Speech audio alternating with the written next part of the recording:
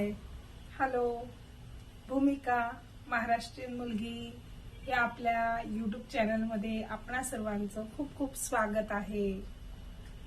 तुम्ही म्हणत असाल बाउलमध्ये काय आहे, तर ही ग्रीन चटणी आहे। ग्रीन चटणी चवीला खूप सुंदर लागते। गोड, आंबट, तिखट अशी चटपटीत खायला छान लागते। कशाबरोबरही तुम्ही खाऊ शकता। आमटी भाताबरोबर किंवा भाकरीबरोबर, पोळीबरोबर खूप सुंदर लागते। आणि ही चटणी टिकते छान 8 ते 10-12 दिवस छान टिकते। चला तर मग याची रेसिपी आपण बघूया।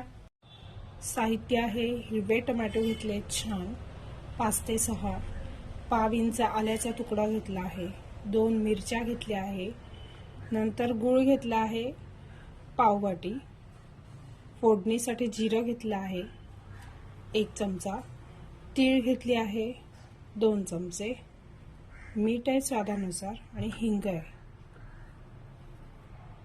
आता आपण ह्या हिरव्या टोमॅटोचे तुकडे करून घेणार आहोत।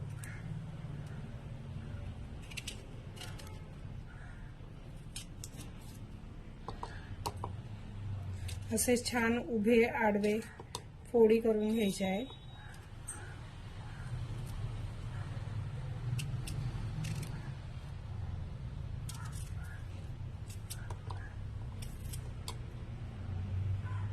हिरवे टोमॅटो चिरून घेतले, त्यात आल्याचा तुकडा घालणार आहे आणि मिरचीचेही तुकडे घालायचे।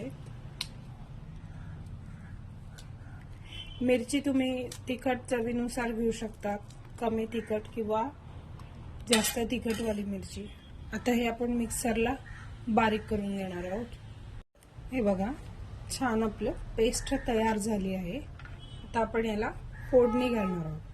म्हणजे साधारण आपली 2 वाटे पेस्ट झाली आहे। आता आपण त्याला फोडणी घालू। तेल छान तापलं आहे, तर आपण त्याच्यात पहिले तीळ घालूया, लगेच जिरं घालूया। तीळ आणि जिरं छान तडतडू द्यायचं आहे।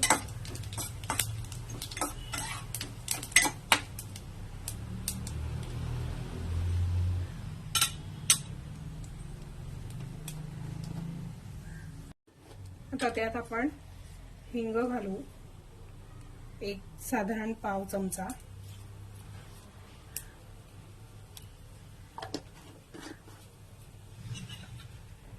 छान मिक्स करून घ्यायचं आहे। आपलं जिरंही तडतडलं आणि तीळही झाली आहे। तर आता आपण ही पेस्ट घालणार आहोत टोमॅटोची।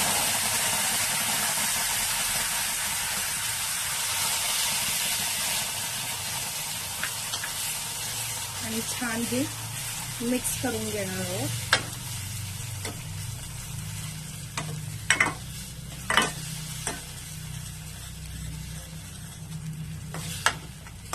बघा सारखी ढवळत राहायची, यातनं पाण्याचा अंश कमी व्हायला पाहिजे, म्हणजे पूर्ण सुकेल ती, पाणी सगळं निघून जाईल तोपर्यंत हलवत राहायचं आहे सारखं। साधारण 10 ते 15 मिनिटं सारखी ढवळत राहायची आहे, म्हणजे ती पूर्ण पाणी निघून जाईल त्यातनं।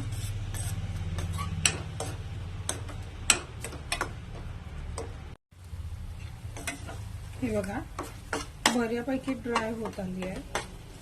आता त्यात घालणार आहोत आपण मीठ। मीठ तुम्ही स्वादानुसार सुद्धा घालू शकता। मी इथे अगदी पाव चमचा मीठ घेतलं आहे। मीठ घातल्यावर पण सारखी ढवळत राहायची आहे।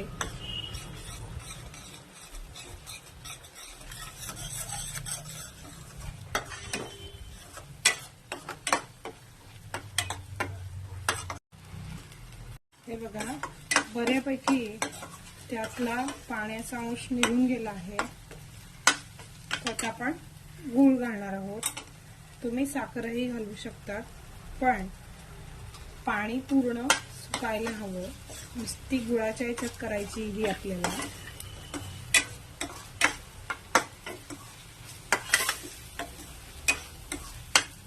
म्हणजे छान टिकते ही। ते 10 दिवस छान टिकते, खराब होत नाही. हे बघा छान झाली आता आपली चटणी.